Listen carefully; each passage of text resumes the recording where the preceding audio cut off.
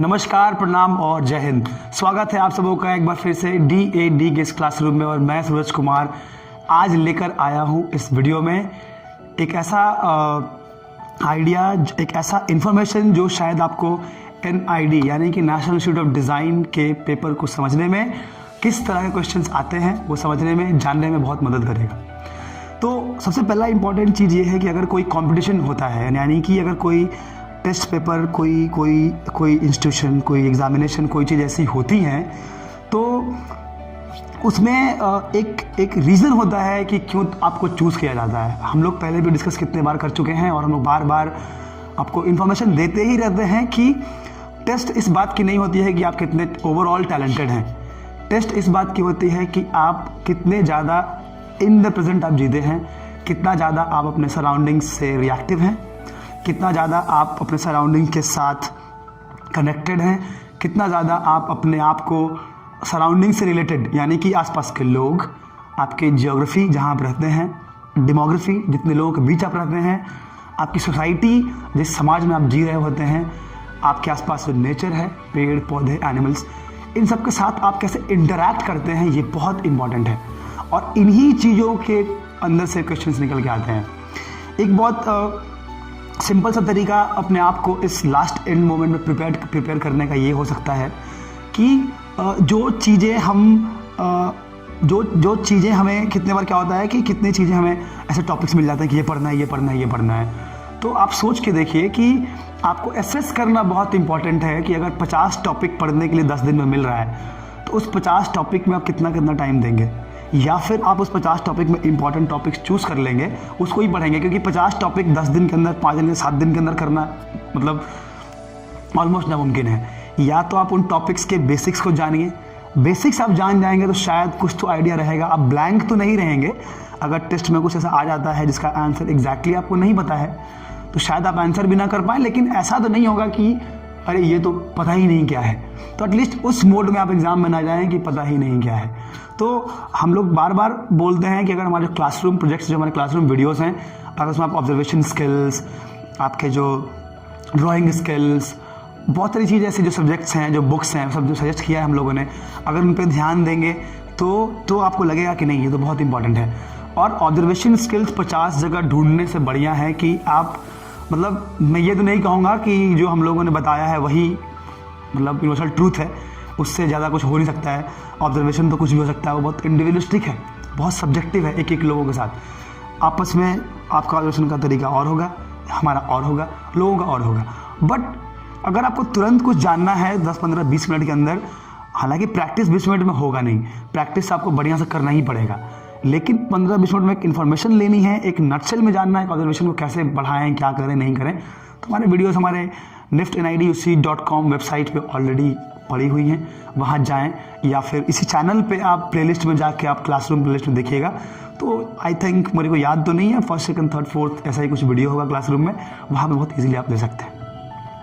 अभी बहुत लोग देख रहे हैं कि सिलेबस क्या है, हम लोग अभी वापस से सिलेबस पर डिस्कशन करेंगे, लेकिन अभी जो बता रहा हूँ वो ये बता रहा हूँ कि क्वेश्चंस जो आते हैं वो सबसे इम्पॉर्टेंट, यानी कि किस किस सेक्शन से और क्या चीज़ों का ध्यान NID रखती है।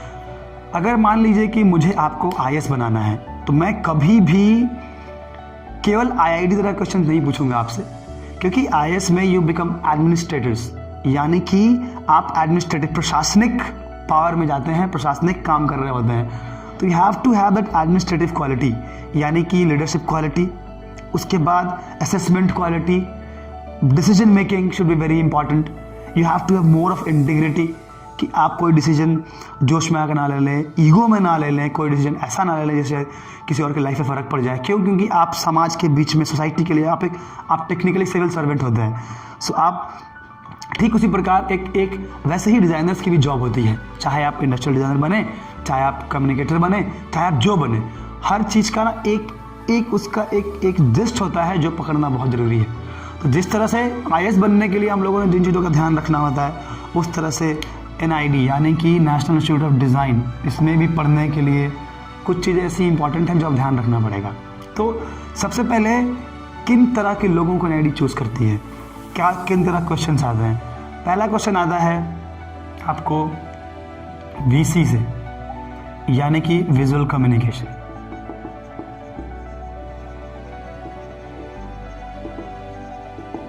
विजुअल कम्युनिकेशन एक डिपार्टमेंट होता है एनआईडी का। मैं अभी गौर कीजिएगा, मैं जो बता रहा हूँ अभी बिल्कुल यूजी बेस्ड यानी अंडर ग्रेजुएट बेस्ड क्वेश्चंस बता रहा हूँ मैं। पीजी का अलग तरीका होता है। अभी आप देखेंगे कि यूजी के जो लोग फॉर्म भरते हैं वो लोग फॉर्म्स में केवल सिंगल फॉर्म भरते हैं, लेकिन पीजी सिंगल ऑप्शन चूज करते हैं कि यूजी का एग्जाम दे रहे हैं आप, लेकिन पीजी में you have to select the course in course earlier itself wherein you will be able to select two departments जिनका एग्जाम आपको दोनों का देना होता है और उन 2 डिपार्टमेंट्स का ही एग्जाम आपसे लिया जाएगा। यानी कि पीजी में यू आर ऑलरेडी श्योर कि आप किस डिपार्टमेंट में जाएंगे, 2 में से एक चूज करना होता है अगर जो पास में जो, और वो एंट्रेंस पर डिपेंड करता है कहाँ आप जाएंगे। लेकिन यूजी में you will have to study for 1 year in foundation program and according to your performance in the foundation program you will be allotted your aspiring departments। यानी कि जो डिपार्टमेंट आप एस्पायर कर रहे हैं वो आपको ऐसे ही नहीं मिलेगा, उसके लिए आपको परफॉर्म करना पड़ेगा, राइट। तो अभी जो 2 चीज़ें होती हैं, एक वीसी है और एक है आईडी, इंडस्ट्रियल डिज़ाइन। ये 2 चीज़ों पर पूरा का पूरा एनआईडी का एजुकेशन सिस्टम बेस्ड है। यानी कि यूजी, अभी आप देखेंगे कोई भी अगर आपका एनआईडी का दोस्त हो, कोई आपके सीनियर्स में से लोग हो, तो बड़ा अच्छा सा एनआईडी में जब आप पढ़ेंगे तो वहाँ पे आप जो इलेक्शंस होते हैं या फिर बच्चों का सैक होता है डिपार्टमेंट, उन सब में आप देखेंगे तो वहाँ पे एक मॉनसून फीस्टा होता है जहाँ पे हम लोग एमएफ बोलते हैं उसको, उसमें वॉर चलता है 2 डिपार्टमेंट्स में, एक होते हैं वीसी और एक आईडी, विजुअल कम्युनिकेशन और आईडी। वहाँ पे एनआईडी में फेमस है यो वीसी यो आईडी लोग करते रहते हैं, ये मतलब एक ट्रेंड है कैंपस के अंदर। तो जितने भी कैंपसेस हैं उनमें ये डिफाइंड होता है कि आप या तो वीसी वाले पूरे ओवरऑल सेक्शन में पढ़ रहे हैं या तो इंडस्ट्रियल डिज़ाइन में पढ़ रहे हैं। मैं ये स्टोरी आपको इसलिए नहीं बता रहा हूँ कि एनआईडी में क्या होता है, ये स्टोरी से निकलता है कि अगर यही 2 डिपार्टमेंट में ही आपको एनआईडी को पढ़ाना है, विजुअल कम्युनिकेशन में, इंडस्ट्रियल डिज़ाइन में ही पढ़ाना है, तो ऑब्वियसली आपका सेंस, डिज़ाइन सेंस, आपका थॉट प्रोसेस वो विजुअल कम्युनिकेशन यानी कि हाउ टू कम्युनिकेट विजुअली, कैसे आप विजुअली दिखाएंगे, और industrial design how you see products as, how you see things which are used in functional basis. यानी कि एक जो आप वर्चुअली लोगों को कम्युनिकेट करते हैं, यानी कि 2 डिपार्टमेंट सोच के देखिए, एक आपने बनाया, industrial design is making things and visual communication is promoting things.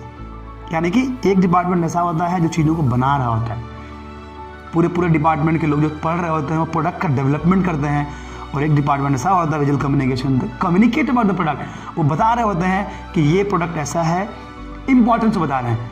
अब वीसी की बात करें तो वो क्या है विजुअल कम्युनिकेशन में, जिसमें फिल्म आ गया, एनिमेशन आ गया, ग्राफिक्स आ गया, ये 2-3 चीज़ें, और भी चीज़ें अगर हैं तो हम लोग डिस्कस करेंगे। उसके अलावा आईडी में आप जाएंगे, प्रोडक्ट डिज़ाइन हो गया, टेक्सटाइल्स हो गया, आपको फिर सेरेमिक एंड ग्लास डिज़ाइन हो गया।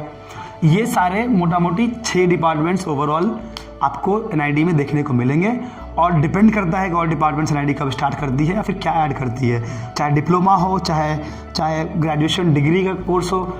ये दोनों चीज़ों में आप देख पाएंगे कि ये दोनों चीज़ें हर जगह, सारे कॉलेज में, सब जगह आप देख पाएंगे।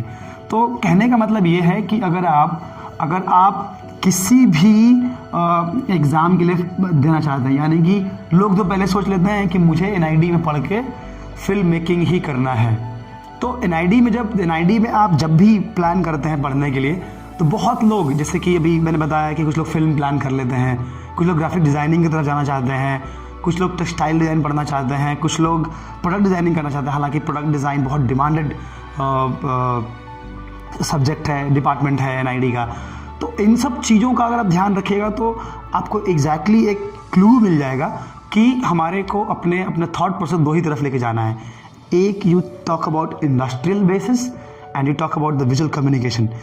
तो अब इन 2 तरह क्वेश्चंस में, यानी कि 2 तरह के क्वेश्चंस हैं, 2 तरह के डिपार्टमेंट्स हमें जाना है। फॉर एग्जाम्पल एक मैं लिख लेता हूँ यहाँ पे, 1 इज़ वीसी, 1 इज़ आईडी, ये डिपार्टमेंट हमको जाना है। दूसरी बात, अब इनमें से हमारे 6 अलग अलग डिपार्टमेंट्स खुल जाते हैं। अब सोचिए इन 6 में जाने के लिए एक सिंगल टेस्ट होता है, इन 6 डिपार्टमेंट में दो मेन डिपार्टमेंट और इन 6 डिपार्टमेंट्स में जाने के लिए सिंगल टेस्ट होता है। उसके अलावा एक आध डिपार्टमेंट्स अगर मेरे नॉलेज में अभी तक नहीं है कोई डिपार्टमेंट, बट स्टिल ऐसा कुछ निकलता है तो we will again discuss about it, हालांकि होना नहीं चाहिए। तो इन डिपार्टमेंट से आप जाएंगे तो आपको समझ में आएगा कि एक सिंगल कॉमन टेस्ट यानी कि common design test, design aptitude test part A part B लेते हैं यूजी के लिए। उसमें से आपको चूज़ करना होता है, आप लोग चूज़ होते हैं उस डिपार्टमेंट पढ़ने के लिए, उस कॉलेज में पढ़ने के लिए।